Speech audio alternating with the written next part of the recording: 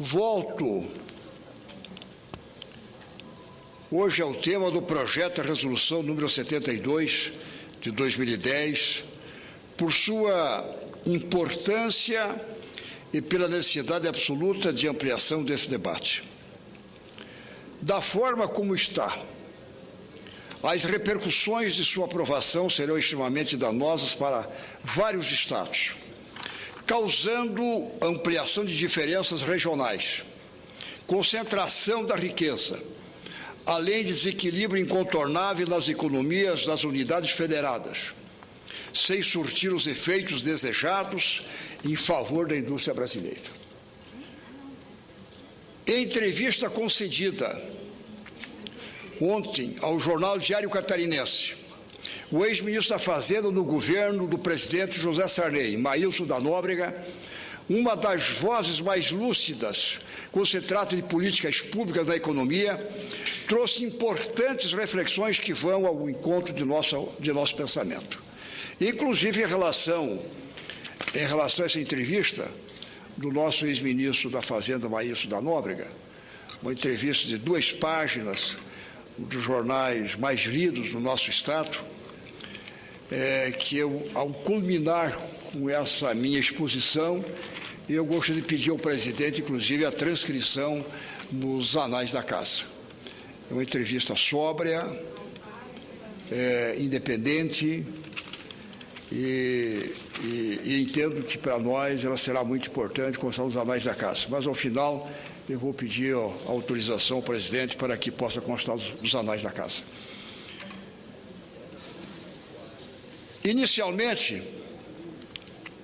o economista destaca o fato de que os incentivos ICMS concedidos atualmente não são a causa principal do aumento das importações. Outros fatores são mais determinantes, como tantas vezes já manifestamos nessa tribuna.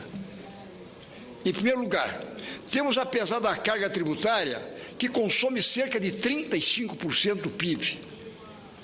Vale destacar o estudo feito pelo Instituto Brasileiro de Planejamento Tributário, que aponta uma relação entre esta carga tributária e o retorno em bem-estar social. Entre os 30 países estudados, o Brasil ficou em último lugar nesse retorno do bem-estar social, em função da elevada carga tributária. Quer dizer, em relação ao bem-estar social, nós ficamos de 30 países em último lugar. A infraestrutura logística defasada eleva, de forma brutal, nossos custos. Apostamos no modelo de transportes quase que exclusivamente rodoviário. Deixamos de lado a opção lógica e racional do transporte ferroviário, e nossos aeroportos são acanhados, para dizer o mínimo, sem desenvolvimento das rotas e terminais regionais. Nossos portos, via de regra, carecem de melhorias. E por falar em relação aos portos, é imperioso citar o exemplo catarinense. Com o programa de incentivos criado pelo governo do Estado, não apenas atraímos importantes investimentos, estimados em mais de 5 bilhões de reais, como desenvolvemos de forma vigorosa a nossa estrutura portuária, bem como toda a cadeia de serviços dela derivada. Empreendedores apostaram nesse ciclo de crescimento e fizeram seus investimentos, muitos, inclusive, financiados pelo próprio BNDES. Por fim, os altos juros cobrados no país e as atuais taxas de câmbio, com sobrevalorização do real, compõem um cenário extremamente desfavorável ao nosso crescimento industrial. Elevam significativamente os custos de produção, e eliminando nossa competitividade no cenário internacional. Os reflexos são nítidos e inegáveis. Os índices de crescimento do setor revelam um quadro de estagnação e, por vezes, de retração. As indústrias acabam optando pela aquisição de seus insumos no exterior, reduzindo seus custos. Mas esse processo não terá fim com a equalização do ICMS.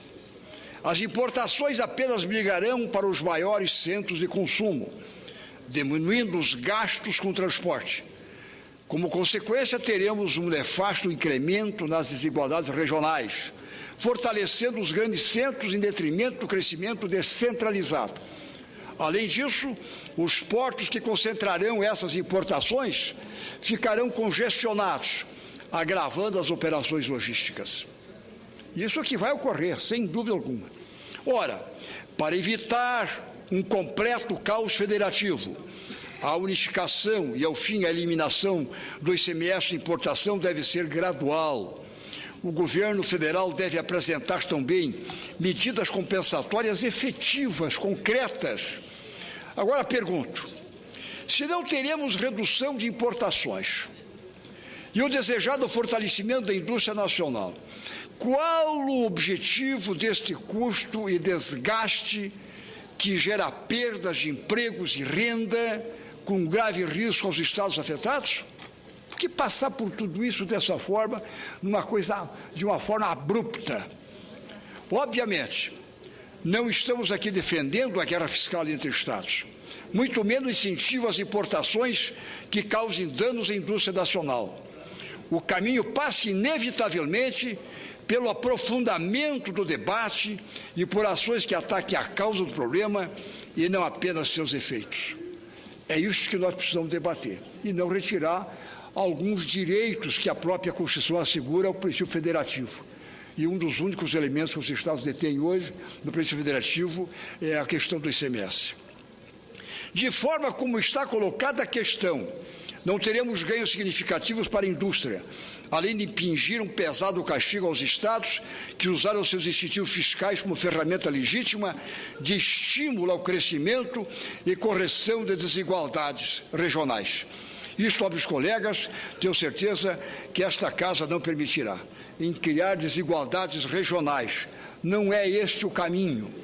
Nós precisamos fazer com que todos os portos, com que o país, a descentralização, não só na importação, mas também na exportação, possa ser utilizado, evitando com isso o congestionamento, a concentração. Não é isso não é essa a melhor política do Brasil.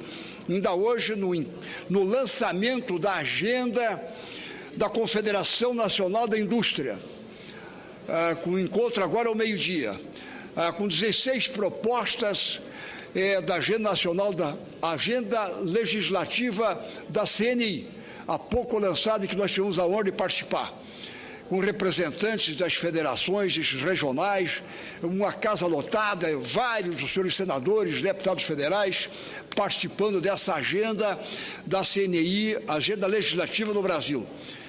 O que falo essencialmente não é a questão da importação de forma nenhuma, é as condições que se deve oferecer à indústria nacional para concorrer com a indústria de países concorrentes. Tem que ter condições para concorrer com os países que descarregam aqui os seus produtos e nós não temos condições. Quer dizer, é a carga, não só o negócio do real apreciado, é o problema do câmbio, os custos de produção no Brasil, e aí inserindo a logística, inserindo juros, uma série de questões que colocaram para nós todos. Aí que está o grande nó górdio dessa questão. É que para ter condições de competitividade em relação a outras indústrias do mundo inteiro. Por isso, senhor presidente e nobres colegas, concluo com essas observações.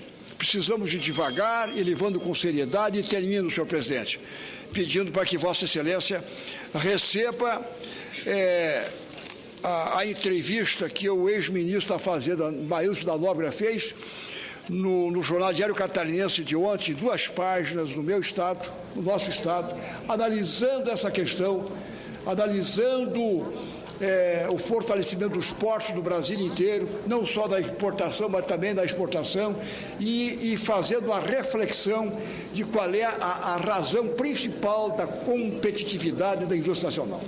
Esse é o requerimento e só as observações.